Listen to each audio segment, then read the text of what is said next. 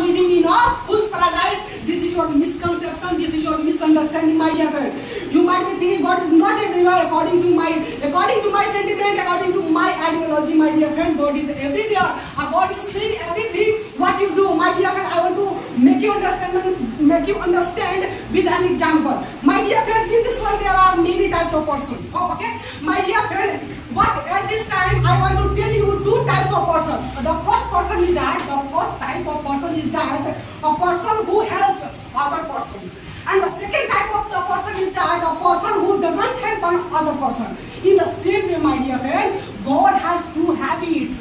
The first habit is that God gives me pleasure, happiness, and luxurious life. God gives me pleasure, happiness, so that I may lead a luxurious life. I may lead a luxurious life. And the other habit is that, my dear friend, God gives me pain, God gives me sadness, God gives me difficulties and not the problems, so that I may face that problem, I may face difficulties, I may face difficulty, I may face not the problem. In the same way, my dear friend, don't you know why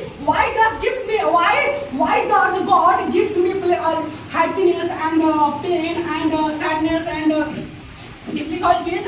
My dear friend, don't you know, my dear friend? I think so that God gives me so that, my dear friend, I may face difficulties, and thereupon, my dear friend, God wants to